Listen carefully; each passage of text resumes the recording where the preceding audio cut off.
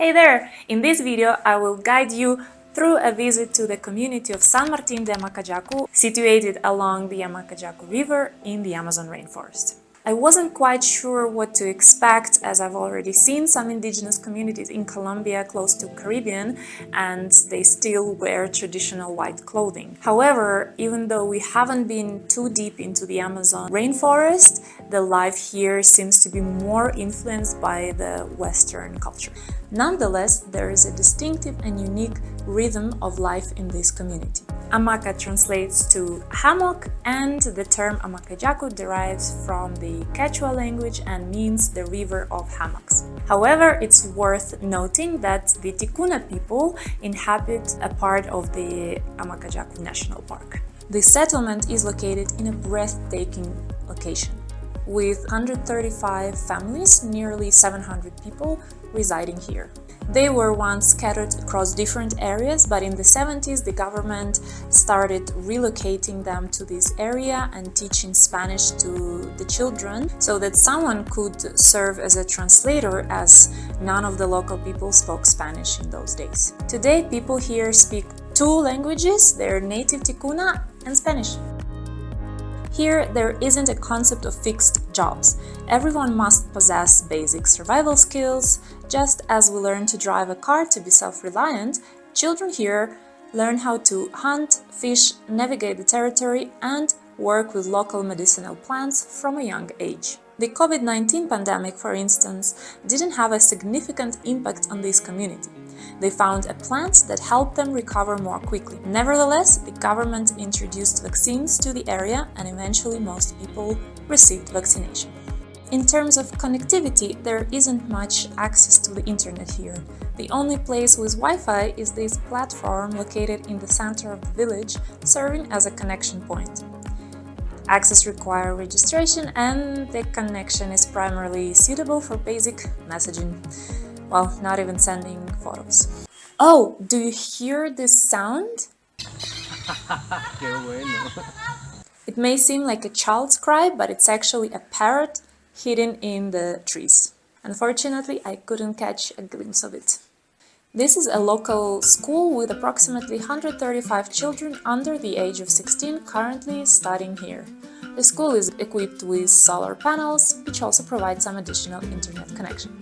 The community follows its own religious practices, but here is also a Catholic church in the area that they respect but do not really embrace.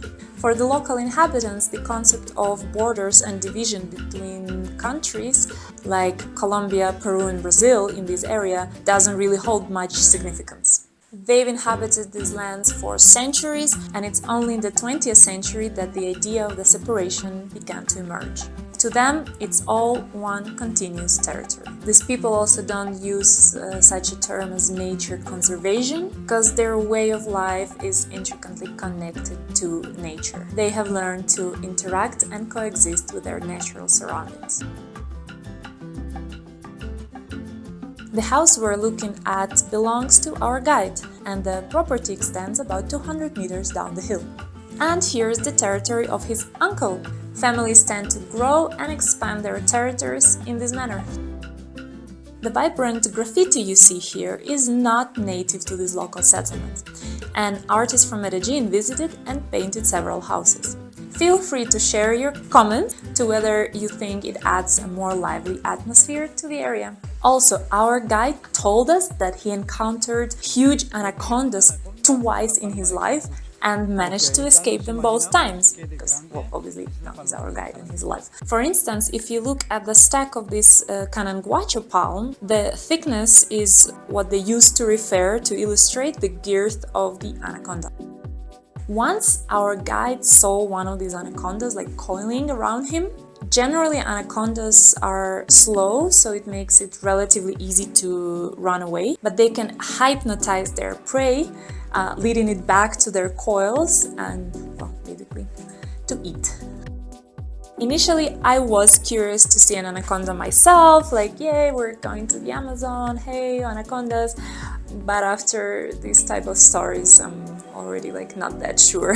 Here is the solar panel field constructed for the community. It was supposed to be completed in 6 months, but it took 3 years and part of the soil collapsed because workers had cut too many trees with their roots. Nevertheless, there is now electricity available from 5 p.m. to midnight. We visited the area during the New Year's Eve, so I obviously asked the guide if they really celebrate the Western New Year's, and apparently they do. I actually later saw them like drinking a lot and partying with the loud music because then electricity is available till like 2 or 3 a.m.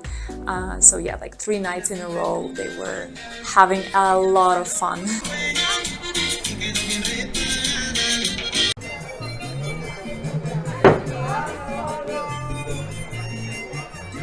However, their more traditional celebrations revolve around seasonal changes, for example. Now we find ourselves in the Maloka, the central community house. The word Maloka derives from the Tikuna language and translates to unity. Here, community members come together to discuss their issues and find solutions, fostering unity. The emblems you see here are simply decorations from a recent festival.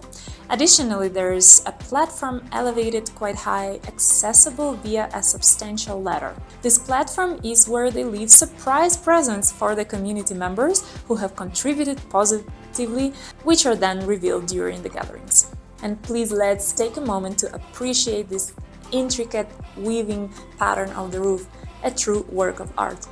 Unfortunately, the modern community is losing the knowledge of how to create such roofs, with only the older generation retaining this skill. It's only in some Colombian settlements even children still possess this traditional knowledge.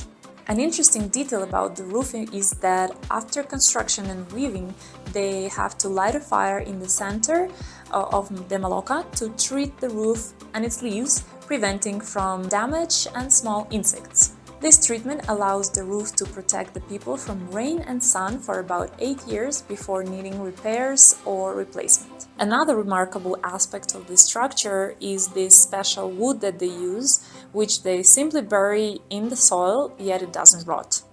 At least that's what our guide informed us. The community's agricultural approach is quite traditional. They cultivate only a portion of the land and leaving the rest to rest and rejuvenate, cycling through usage and recuperation. Watch more detailed explanation in my next video. And here is a totuma fruit. Notice its size. They utilize the exterior shell to create bowls, while the cream inside goes unused. During our visit, it was the rainy season and you could only walk around in rubber boots. The region experiences frequent rains, resulting in high humidity despite the warmth. You can call it the local winter. And there are many yellow butterflies around here, adding to the natural beauty of the area. Towards the end of our visit, the guide explained that during the rainy season, which generally starts in December, the river's depth can reach up to 15 meters.